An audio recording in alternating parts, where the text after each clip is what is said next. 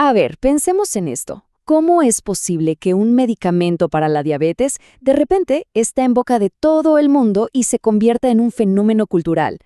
La respuesta, y es lo fascinante, no está solo en su fórmula química, sino en una estrategia, pero una estrategia brillante. Hoy vamos a desmenuzar el caso Ozempic.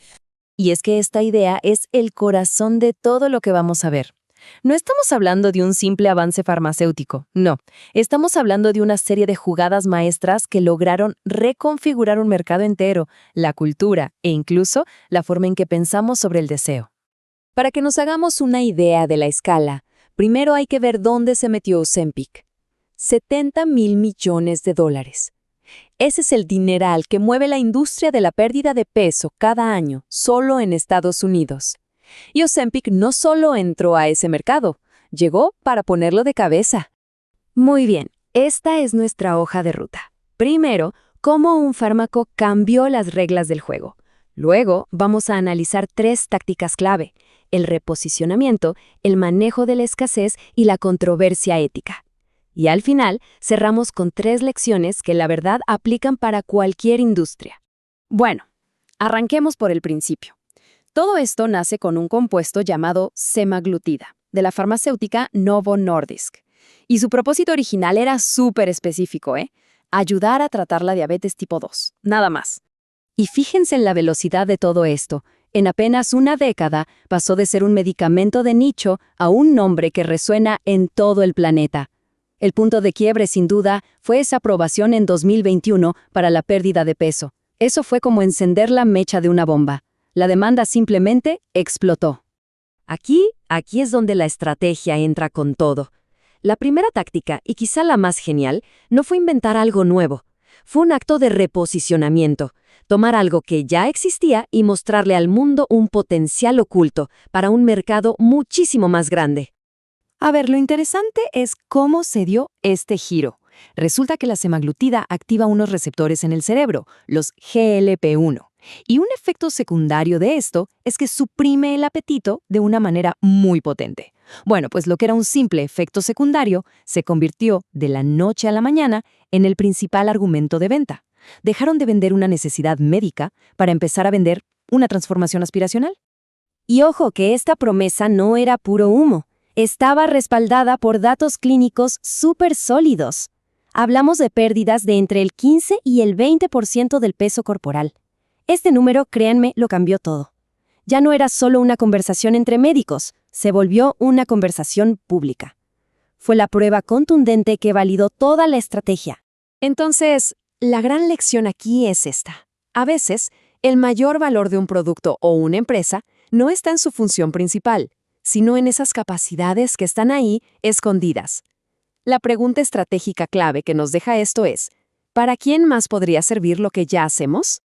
Ahora pasemos a la segunda táctica, que es fascinante por lo paradójica que es. La demanda fue tan brutal que superó por mucho la capacidad de producción. La empresa, de repente, tenía una crisis de escasez. Pero lo increíble es que esa crisis se transformó en una de sus mejores herramientas de marketing. Es que, a ver, esta es la pregunta del millón. En teoría, no tener producto para vender es un desastre, ¿no? Pero en este caso fue todo lo contrario. La falta de disponibilidad no debilitó la marca, la fortaleció. ¿Cómo es posible algo así? Y este ciclo lo explica a la perfección. La escasez generó noticias, reportajes, listas de espera interminables, hasta turismo médico para conseguirlo. Cada historia sobre lo difícil que era encontrar Ozempic era en realidad un anuncio gratuito que gritaba: «Esto es tan bueno que todo el mundo lo quiere y no hay suficiente». Así se convirtió en el objeto de deseo por excelencia. Y con esto llegamos a la tercera táctica, que para mí es la más compleja. Todo el debate ético que se armó alrededor de Ozempic no fue un problema para su éxito, para nada. Fue, de hecho, el terreno estratégico donde terminó de consolidar su poder. Todo esto que vemos en pantalla generó lo que podríamos llamar un ecosistema de atención. Cada debate sobre si era justo usarlo para bajar unos pocos kilos, sobre si los seguros debían cubrirlo o sobre sus efectos a largo plazo, lo único que hacía era mantener al medicamento en el centro de la conversación todos los días, en todas partes. Y aquí está la clave para entender esta táctica. Piénsenlo. Cada vez que alguien salía a debatir sobre los peligros o la ética de usar Ozempic, de forma implícita estaba confirmando una cosa, que el medicamento funciona y es increíblemente poderoso. La controversia, lejos de debilitarlo, lo que hacía era validar su potencia. Y esta tabla es fundamental para entender por qué el debate fue tan fuerte. Los datos son la base de la disrupción. Miremos un momento. Comparen la velocidad, resultados en semanas con Ozempic, frente a meses o años con dieta o ejercicio, o el mecanismo, una supresión hormonal contra la fuerza de voluntad. Las diferencias son pero tan abismales, que era inevitable que se generara una conversación tan profunda. Bueno, entonces, ¿con qué nos quedamos de todo esto? Porque el caso de Ozempic no es solo para la industria farmacéutica, para nada. Sus tácticas son básicamente un manual de estrategia que se puede aplicar a casi cualquier sector. Aquí las tenemos, resumidas. Primero, hay que buscar el valor latente en lo que ya se tiene.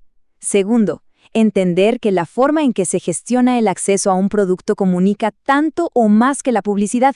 Y tercero, no hay que huirle al debate ético. Hay que entrarle con datos y transparencia para liderar la conversación. Al final del día, el éxito de Ozempic va mucho más allá de ser un fármaco efectivo.